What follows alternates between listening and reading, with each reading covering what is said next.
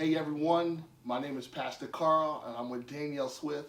We just want to first off welcome you to our first ever community conversation. And so this is one of our initiatives for this month of November, leading up to December 1st for Giving Tuesday. This is part of our fundraising initiative. And what that means is so that we can continue to do the things that we're called to do, feeding families, ending everyday hunger, and some of the initiatives that we like to do in the beginning. So as you hear these conversations, you hear about some of the work that we've done with our community and some of the purposes of why we do the things. And so I'm so excited to be here today with my friend, my colleague, my co-conspirator, Danielle Swift. And I love Danielle. I love her energy. I love her spirit. I love everything that she does. And we built a relationship just off of community. And I really believe that today, as you hear this conversation, you're gonna actually get an inside look at what Faith City actually does within our community and how we partner and collaborate with people that normally people don't actually collaborate in the church world. And so we really want to show you that we're not only a church, we're a church because we are a community of people. We're not a church because we're a building. We don't own a building. We pay lease rent just like everybody else. And so we just want you guys to understand that community engagement is much deeper than creating a footprint in a neighborhood. Community engagement for Faith City is being able to be a part of the lives of the people in our community. And that's, to me, that's much greater than saying we own a building in Dayton's Bluff. And so we are having this conversation. Hey, we're going to talk about some real stuff today. I'm going to let you know. I'm a little nervous myself. And so we're going to get into it. We're going to get into it because one of the things about community conversation is we want to change the narrative of around what Faith City is endeavoring as a church. And I love that Danielle is here. But like always, we want to know, Danielle, how did you get into community organizing? Well, I found myself there really. It was in 2016 when Philando Castile was shot and killed by the St. Paul Police Department. And I really was emotional and sad and felt called to being together with people. I remember that morning after it had happened that I was calling around just to see where people were at, and they were at the governor's mansion. And so I showed up, and I didn't know anyone. I showed up with one other friend and ended up spending a lot of time out there during the occupation, like 21 days, just 3 weeks, so that people were occupying that space. And so during that time, I met more people that year, I would say, that I met in the past 5 years. And I was surprised by the eclectic group that was there. It wasn't homogenous at all. There were like lawyers, there were activists, there were doctors, there were people of all shades, colors, backgrounds, all coming together on the same accord, which was interesting because it's not always how it's portrayed, you know. And so I was really intrigued and swept up in the movement, and the rest is history, you know. Yeah, I mean, to me, that's really crazy because I feel like we met each other in 2017, and I felt like you were like a lifelong community organizer. We moved out here August 2016 off the back end of the Philando Castile murder, and so I feel like, wait, man, we just met at that time.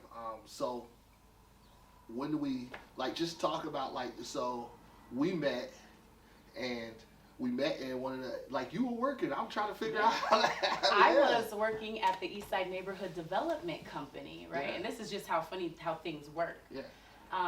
So I was an organizer there. I was a realtor there first, just selling real estate.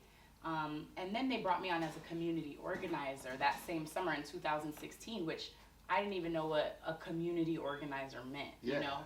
I thought that was just like coat drives and food giveaways, and that's not necessarily it, right? Community organizing has a lot to do with politics and more complex than what you might think. Right. So working at the neighborhood development company, we had office space that was offered to you as a new business, as a new community member. And so that's really how we got connected. And so, but there are certain people, you know, especially if our values are in alignment and our work is in alignment, that I try to stay in contact with. And so what you were saying about me, which thank you very much, is all reciprocated. And I felt the same and felt like it was important to stay connected with you. And so, you know, I always made sure to circle back, and you did the same. So it just felt really natural. So I want to ask this question. Okay. What are your most important engagement values? And this is a big question, y'all. And how will you make sure these values are reflected in your community engagement? Well, engagement is like, it can look like a lot of things, right? And so it's not just going out and telling people, hey, this is what's going on. That's not really engaging with someone. I think listening is probably one of the most important things that we can do as a strategy for community organizing. Our communities are extremely resourcely within themselves and resilient. We've seen people make something out of nothing time and time again. You know, they say that make $1 out of 15 cents. That came from somewhere. They pushed the envelope. Right. And so with the lack of resources, we still watch community make happen what needs to happen. So we know community has what we need. They just need the space, opportunity, and sometimes resources to make that happen. And so by asking and listening, you can find out what the issues are and what the solutions are. That simply. I think I love that, because that's like my mantra, is to listen first before we start to act in anything that we do in the community. Like, listen to the parents, listen to the institutions. In the church world, we call it exegete in the community. And so as you were thinking, I was building a relationship listening to you. Listening and say, hey, what happens in that? So those values, is there any other value that people should be working towards, or you think is very important as part of listening? Lots of things, right? Transparency. Being honest about your intentions and your goals and all of that. Integrity. Doing what you say that you're going to do. You know, following through. Being trustworthy. So, and I think that comes with like the integrity piece. People start to trust you when you say something and then you do it, you know. All of those things matter. And love. If we don't have love for one another, I don't know how else people would stay in this work. Because you can get beat up. You can get beat up sometimes, literally, not literally, of course, but you can get beat up sometimes by the people that you're trying to help emotionally. And so how do you stay grounded in that? I think you have to stay grounded in love and compassion, because it's really outside of our emotions. I feel like our relationship has been like back and forth venting sessions. Venting sessions about how we want to do work in the community. There'll be some holdups or some setbacks, and we just don't. We're trying to process it together in real time. So, which I think is really powerful for us to have this conversation. I don't think we have been intentional about this conversation, like how we do community engagement, but there are ways that we partner. And that will kind of lead to our next question. But I want to ask you like something like, what drew you to like some of the work of Faith City? Your integrity. So for me personally, I had been, before I was in community organizing, I was very active with the church. And I was on the ground there too. We were doing prayers in the park and that kind of stuff. And you know, it just, there were some things where it's like, we're saying these things, but I'm not seeing it really demonstrated. And so I kind of got pulled away. But I've always believed the principles, the messaging that was there. And so when I met you and Melanie through Faith City, and I'm like, okay, you guys are my community member, your church, that's great. But I also saw you right alongside me. So it wasn't like knowing that the church and you all were in the church over there somewhere. It was like when I was up and looking around, you guys were all around me too. We were always right here together. Oh, that's cool. Yeah, and so that always, I'm like, all right, these are my people, right? Yeah. I want to stay close with them. I can see that we're in alignment, and I can see that their feet are where their mouth is. Yeah. And that's what always attracted me to you and the church, and made me want to stay close with y'all as community members. Yeah. I remember the first real conversation we had. It was after the Nat King movie came out. And you said, Pastor Carl, do people use the Bible to control others? And I said, well, unfortunately, yeah. But that's not the purpose of it. Right. And I remember us having that conversation, and it kind of like, first off, I was thankful that you trusted me to come ask that question. And I think that's a lot of things that don't happen within the church and our communities, that people don't trust to ask difficult questions with the people of the church. And it's like, I feel like there's the people of the church, and then there's the people of the community. And we are trying to like blur those lines with Faith City, which is probably why a lot of people are trying to figure out where we stand in the community. They're like, okay, I want to work with them, but I don't know what they believe and all those type of things. And so I think as we ask difficult questions and listen to each other, those things like build bridges. And because it wasn't so much like a theological question, it was a community question. Like, are they using this to continually to control my people? Like, what is it? What's happening? And I would say no. I would say some people have used it and skewed it, but like historically, the Bible came from Africa. Like, let's just be real. Like, it didn't come far off from Europe or Germany. It came from Africa. The fastest growing church in the world is in Africa. Interesting. Yeah, in Ethiopia. Like, before there was Constantine, Ethiopia was a Christian nation. And they're civilized, not to what the world will tell you right now. And that they had infrastructure, not to what the world will tell you right now. 2,000 years ago. Like, we are talking about people who use wisdom and cared and found that these words were true. Like, I think about, and it was really interesting. I was on TikTok one day. I'm off TikTok. But I found a Coptic church in Ethiopia sharing their services and prayers to like technology through the world. And I was like, oh my goodness. This is like ancient faith, like being like reorganized and reimagined. And I was like, that's more powerful to me, like seeing people who kept the faith for like 2,000 years. Yeah. And being able to share that. But I think also in America, there's something about the church. I'm not going to say like the black church, but I'm going to say the church in the community. Yes. Like, I always would ask my dad, what made up a community? He said, a school, a bank, and a church. Like, you got to have those things. And whether people believe in the Christian church or they believe whatever, they need a religious institution.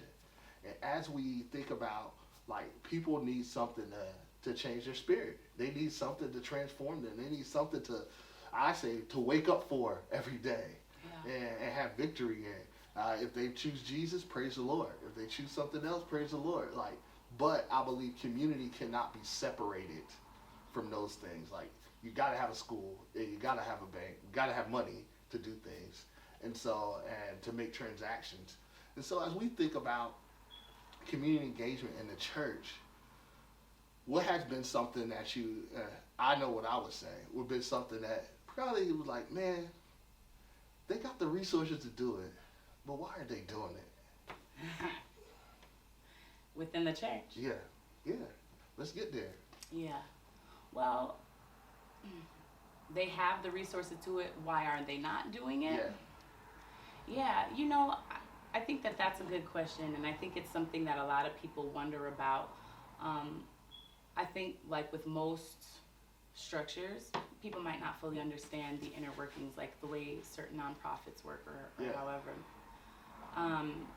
It's interesting to me that here in my work in St. Paul, I have seen a lot of churches with the nonprofits in those same worlds, and so those kind of lines blur a little bit too.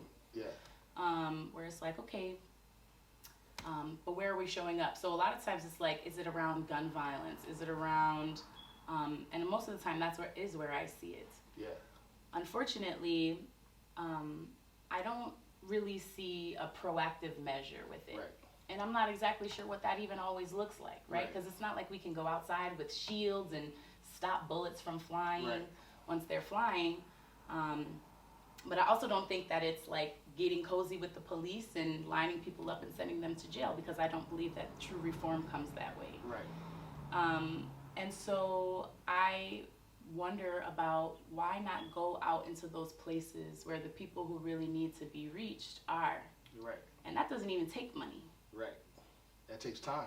It takes time, it takes will, it takes love. Yeah. Right? It takes integrity, it takes all of those principles that I was saying is important, and I think that matter in organizing. And so, yes, so there are some resources there. And I don't know if it's even necessarily about not using those resources. I think that the human capital that the church provides, you have a group of organized people. Right. And what we're doing in community organizing is trying to get people on the same accord to make changes happen. Yeah. And sometimes we have to push, and it might be uncomfortable and confrontational. And so maybe that's why it doesn't seem like that's the place. But I think it's like such a missed opportunity to use the resource of an organized body of people to do something that would further benefit everyone around. So did that answer your question? Yeah, you did. I was kind of like roundabout. Yeah, that's all right. It's deep. We're going to go into this next question. So we're sitting in a place called Storehouse Grocers. If some of you don't know, Faith City operates a grocery store within Dayton's Bluff. And Danielle has actually watched this thought process over the past like 3 years, like come to fruition. Mm-hmm. So just tell them, what did you think about that? Like, I love it. I think again that's part of the reason why I'm like, okay, look at y'all. It takes a lot to say I'm gonna do something, and then there it is. Yeah. And to me, what I learned during my like studying time and all of that, while I was like a part of a church, was like, that's the power that we have. We can do that through faith and action, and I think that that's maybe where some people lose it or however. Yeah. But that's how, to me, this is a demonstration. That's how I know that it's real. That's how I know that it's authentic work. I watched it come from just an idea in your brain, and then to pictures of like, here's what it could look like, to even like stories of where it didn't work out, where it's like, man, it was gonna look like this and that didn't work out, and it was gonna look like this and that didn't work out. This person got in our way, and then after persisting, here it is. And so it's been amazing and really inspiring to see, and lets me know that I'm in the right place and surrounding myself with the right people. That's good. A question I always get when I'm talking to other organizations, they say, "Who is holding you accountable?" And I always say, I also mention you, Georgia, and Marianne. And so, what would be some things as people are talking about? People want to do community engagement. We're having community conversations. How are we being held accountable? What do you think of some things that you feel that you've held me accountable in? Just being able to speak with you, and you being there and willing to discuss it with me. And I don't even know if it's been measures of accountability. Yeah. When you say that, I think it's just kind of like checks and balances, right? Like we all have to check in with one another. As individuals, we could get off real easy. Yeah. Our thought process, our emotions, our biases and judgments come into play. And that's why I think it's really important to work as a team in community organizing, because you have to have somebody to say, well, like, wait a minute, how about this? I think about a time where we were talking about businesses in a forum, and you're like, okay, I have this idea, and it wasn't really, again, not an accountability check, but it's like, okay, well, if that's what you want to do, well, then why would we do it this way? Or what if we did this? Or what if we, change the structure of that? Yeah. And that feedback was welcomed, and we mixed it around. You know what I mean? And so I think that the accountability part is really just opening up and allowing other voices to come in and taking those things into consideration, because all of our inputs are equal. Right. And so, that's how it comes through. How I've seen it between us. Yeah. I feel like that was like our only part of like disagreement. That's it. Was in that kind of area. And I think as people are watching, like, did it fracture our relationship? Not at all. Yeah, and I think that's where like we may have thought differently or disagreed upon like how things are going to be done, but we still supported each other. Yeah. In the work. And I think that from there, I mean, there's still room to move forward. Yeah. So we're still working together. The business aspect of things is still very much in the conversation, Yeah. in the play, Yeah. and it's evolving still. So once it's right, I'm sure that it will come into fruition, just Yeah. like Storehouse Brochures. Yeah. So my next question, because you guys don't worry, she's going to ask me a question, and I'm going to have to do it. So how has collaboration with Faith City Church helped in the work you value? Well, having you're a stakeholder, right? Like a stakeholder. Whether I believe it or not. Yeah. Yeah. And that's kind of even a term that I think like a broader community, they may not even know what that means. Like, Right. I know that I've gone in and like, well, what does stakeholder, what is that even defined as? Yeah. But because technically we're all really stakeholders. Right. But you're a business owner, I think makes things a little bit different. Yeah. Being connected to people who are connected to people is like multiplying your reach. Right. If I were connected to you and you weren't connected to anyone else, it would be a pretty, that would be kind of the end of it. Right. But being able to be connected to you and you doing authentic work, it furthers reach and Right. it furthers trust and credibility. Yeah. If I feel that if you were to tell someone, hey, meet my friend Danielle, which you have, Yeah. and you put me in contact with them, that warm connection because of who you are Yeah. gives me a warmer way to connect with people too, so that I can touch on the work that I'm doing. Right. That's what community organizing is all about. Yeah. We need as many people as possible. And so because you're doing authentic work and it's right there with mine, like we've been able to, I think, bounce off of each other. So that's a mutual thing. Right. Yeah. No, I think that's really good. So I'm gonna give you a chance before we ask this last question. Do you have a question for me? And we'll just keep going. I do have a question for you. I wonder, and I don't know if it's really a question. I threw a question out to my Facebook Yeah. audience, or followers, or friends, or whatever, asking about like the difference between a church and a nonprofit. Right. And I think it was pretty clear that most people who had something to say about, like, they're not any different. We're really talking about the legal structures of what it takes to be an entity legally, right? Paperwork, Secretary of State, tax filing, whatever. It made me think more so about what are the differences between, and you came on, you talked about activity. The differences is the activity. Some nonprofits, they do good activity, and some they don't. Some Right. churches, it could be the same thing. So I just want to ask you specifically and give you a chance to articulate what you feel the difference between a nonprofit and a church is. Oh, yeah. So as people look at us having a business and feel like, oh, that is a valuable thing to have, it's actually something that's very ancient. They used to call them Trappists. And so there were actually Christians who owned businesses and actually used the business to help human flourishing within the community. And so I would call myself a Trappist in that framework. That say I desire like the church to be a place where people flourish. And I want it to be a priority. Like for me, the church should be dealing with like issues of justice around food, around economics, around police reform. The church should be the light in all those conversations. We should not be like seen as something that's normal to other people and normalizing the church. I think having a church is one of the most ridiculous, outlandish ideas ever, but it's also a miracle. Just think about this. You go into a neighborhood, you tell people that you have a vision and a story, and you gather people from all different walks of life and backgrounds, and then you say, we want to be a community together and live life together. That right there is a miracle in itself. People are trying to do that in every kind of aspect, and churches have been doing it for hundreds of years. Whether people believe in churches, there are going to be people that are hurt, there are going to be people who are broken. But when it comes to legality of structure, that's a new organizational thing for the church.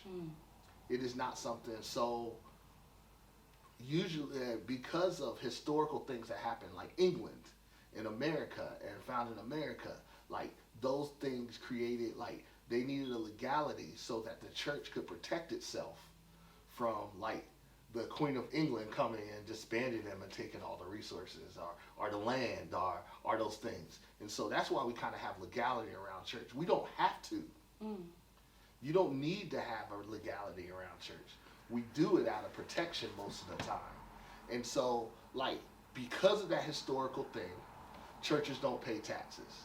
It's not because churches, it has been taken, I call it polarization. It's been polarized on one end and polarized on the other. You know, it's not that churches need to not pay taxes. It has been because they benefit people in such a major way, like feeding the hungry, helping the homeless. Like those things are actually like, if you were not a church, those would be tax write-offs for you in your budget. Like people know that they give to other organizations, they give their money, those become tax write-offs. So why take tax write-offs away from people who are like doing all that work? Now, everybody doesn't do that. Every church is not. Every church is doing some sort of work in those areas. Every church is not highly engaged in those works in every single area. And some people have been polarized in both those things. And so we want to say that Faith City is like in the middle. Like we only have a nonprofit status because it is required of us to protect ourselves. And it's not to say we need to have this. Okay, that's one thing. And then the other end is like we gather people not because of legality, but we gather people because they want to see community engagement happen within the neighborhood. And so I think that's what makes it different from a nonprofit. We would more be like a community development corporation instead of like a nonprofit. But that's the only way that people understand us as a nonprofit, a religious nonprofit. That's the only way the government sanctions us. And so if we change laws, we could be something else. And so, like, if we rethought, I mean, come on, people, it's time. Like, we could reimagine America right now. This is a time to reimagine America. And churches can reimagine themselves in community. Churches can reimagine themselves as what does business mean? For Faith City, business means helping others. Yeah. Is it recording? Okay, Yeah. yeah. Okay. So we raised the money for that. And we didn't ask for any grant money from anybody. No foundations decided to give us money for that. And so we did that, just grassroots happening. And so that was one of the things that really like impacted us. So my last question for you, is Faith City good news to our community? Faith City is good news to our community, not only as a church, but also as a community organizing entity. Yeah. I try not to get into the business of telling people what they should be doing. Yeah. You should go to church. That's what you need to do. Yeah. But I listen again.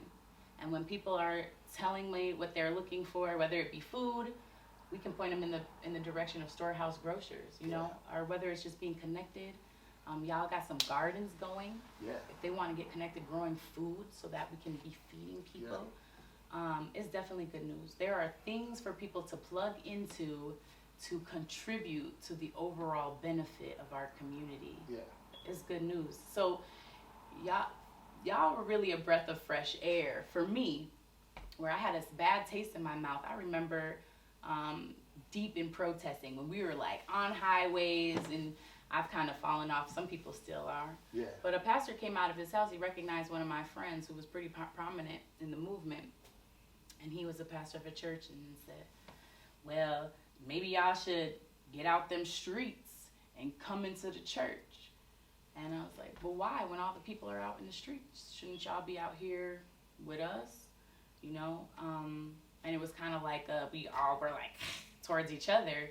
But I still do believe that. So I'm grateful that you are here as the church and not a church. So not a church that's a building, a structure, a place, but the church that's made up, what I was taught, made up of a body of people, which I think is a huge difference, being a church and being a part of the church. So That's good. Well, guys, that's our first community conversation. Uh, Danielle is a consultant. She's a community organizer. If you're an organization or a community watching this, and you want to reach out to Danielle, we're going to put her information into this. She does have a consultant company, so you can hire her to help you. And so I think that's really powerful. And also, we're going to be putting out how you can give to the work that we're doing, not just because we're a church, but give to the work because we're a community that wants to see others flourish. I want to thank you guys for watching and being part of this, and we can't wait to see what happens next.